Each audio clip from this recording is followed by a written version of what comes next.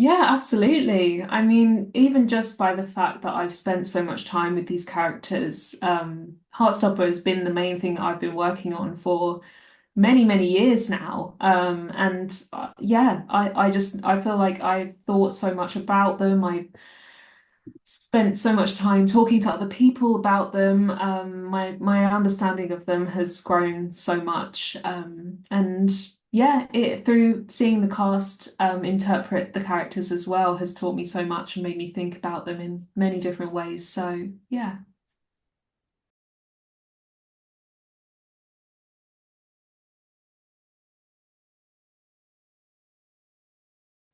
Oh, biggest challenge. I mean, I think the format of the graphic novels, they are very low stakes stories. Problems that arise resolve themselves very, very quickly. And it's very low drama as a story. And that style of story doesn't really work for TV. In TV, you have to create drama to keep people interested and keep people watching, keep them wanting to click to the next episode, or people are just going to switch it off.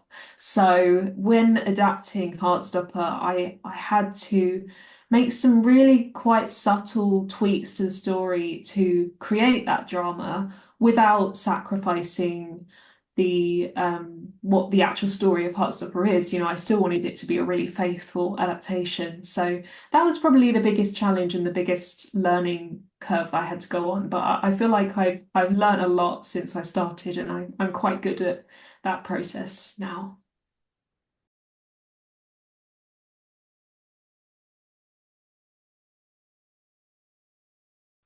Well, I mean the best part, I guess, is hearing that the story has helped people. Like, you know, whether it was Nick's coming out journey, or Charlie's experience with bullying and homophobia, knowing that the story and the more dramatic themes in the story have helped people go through something similar in their own life, or that it's helped someone understand someone in their life a little bit better. That's really one of the best things that you can hear as a creator. So, yeah.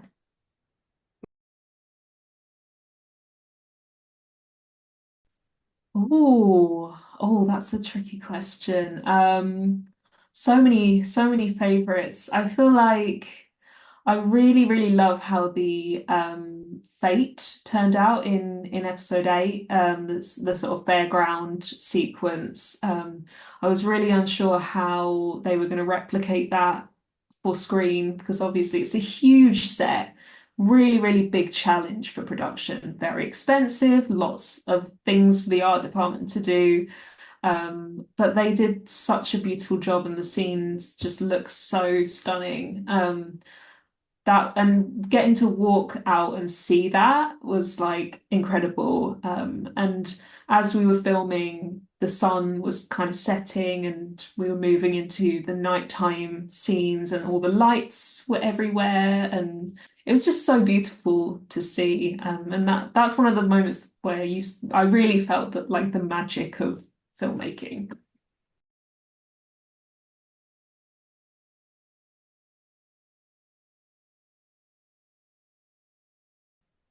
Yeah, I mean, it was really exciting to bring someone new onto the core team in Heartstopper. Andy Newbury, our new director, we really loved him. We felt like he had a really natural Heartstopper energy about him. It was really important to us when we were looking for a director to find someone who we felt would understand Heartstopper and would love the story and respect the story as much as we all did. And so it felt almost easy, I think, working with him. He very much felt like part of the team from day one. And I absolutely love the work that he did. I think the show looks incredible, and the scenes are really beautiful. So yeah, very, very happy.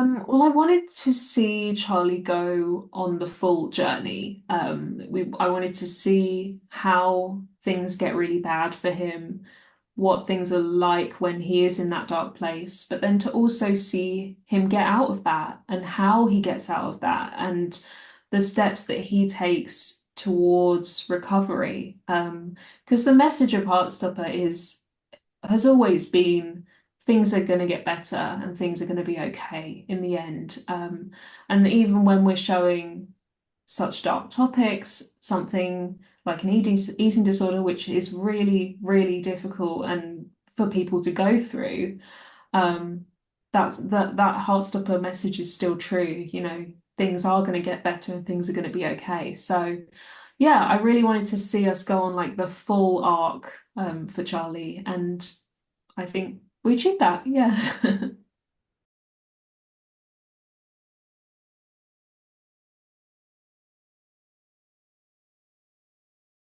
Definitely wasn't always going to be this way. Imogen was introduced in season one really just to be part of Nick's story. She was never intended to be a really important character. Like, you know, all stories have to have secondary characters who don't really get their own moment in the spotlight. But I think we all just fell in love with Imogen. And particularly Ria's interpretation of Imogen. I think she brings so much dynamism and just star power to Imogen and makes her such a lovable and interesting and fascinating character.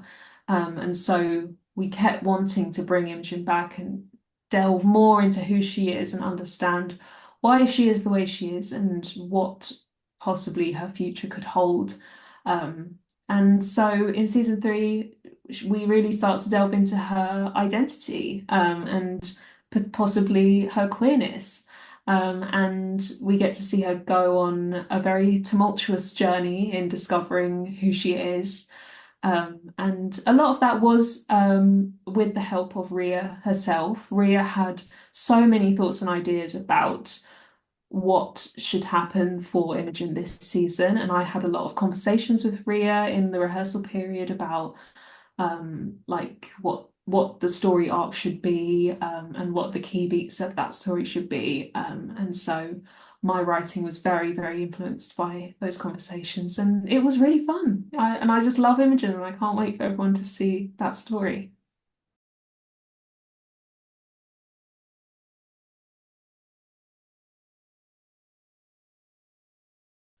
Ooh, big question. Yeah. Um, with Nick and Charlie, I think they are beginning to understand that love doesn't fix everything. You know, they are in love, they love each other so much, but there are always going to be things that make life difficult, and sometimes just love isn't enough to make things all okay again. So they're starting to realize that they have to look outwards from their relationship and look to the other people in their life for support as well. For Tao and Elle, I think they are slightly earlier in their journey of being a couple than everyone else. I think they're starting to learn to share their insecurities a bit more. They each have their own sort of struggles, inner struggles that they're going through, but they aren't quite yet able to share them with each other and really get to know each other on that much deeper level. So that's really the journey that they're going to go on as a couple.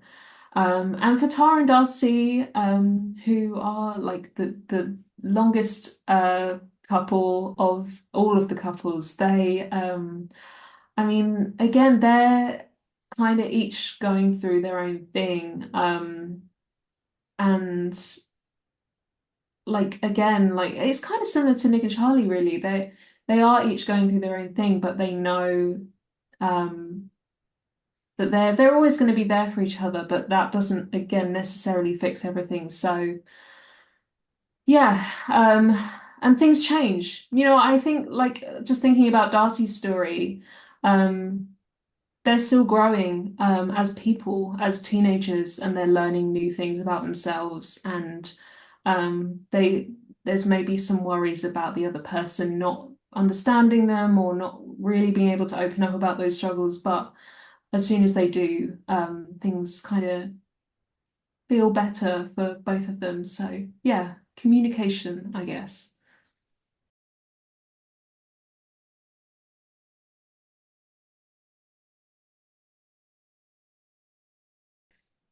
For Isaac this season, I think it's the challenge of opening up about his identity, which is really, really hard for Ace and Arrow people because most people don't understand those experiences. They might not even know what those words mean at all. And that's a really, really scary, intimidating thing, even to talk about with your own friends. Just the idea that your friends might not understand you or might think you're a bit weird for using these terms. So yeah, that's the challenge that he kind of faces this season. Because yeah, it's a very isolating experience to know this about yourself, but to feel that people around you might not understand. So yeah.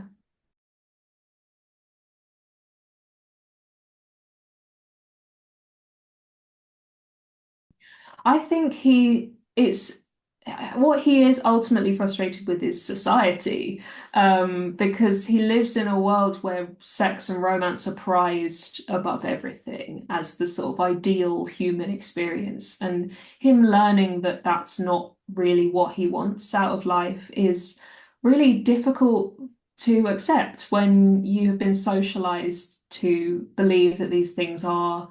Um, the sort of pinnacle of human existence. So that's a really big thing, and Isaac is surrounded by couples who all seem to him to be very, very happy, and it makes him feel lonely. Yeah, for sure.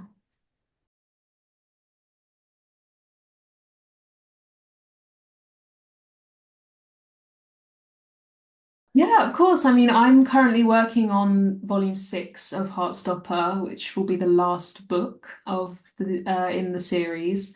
And in that book, I'm mainly looking at Nick and Charlie finding their independence outside of their relationship. I think we'll find out in season 3 that they're very likely going to be quite far away from each other once Nick goes to university, and that's going to be a massive change in their relationship because they hang out every single day, and suddenly they won't be able to anymore. So and I'm particularly looking forward to exploring Nick and his kind of wants and needs outside of his relationship. He's been very much in a sort of supporter role through Charlie's journey of mental health. And he wanted to be, by choice. He loves Charlie very much and he's always wanted to be there for him. But now that Charlie's doing better, Nick suddenly takes a step back and realizes I don't really know who I am or what I want to do in my life. So he's got a lot to figure out. And yeah, I can't wait. Fingers crossed, we don't know at the moment if we'll get to tell any more story on screen, but the story will be there in the comics, so fingers crossed.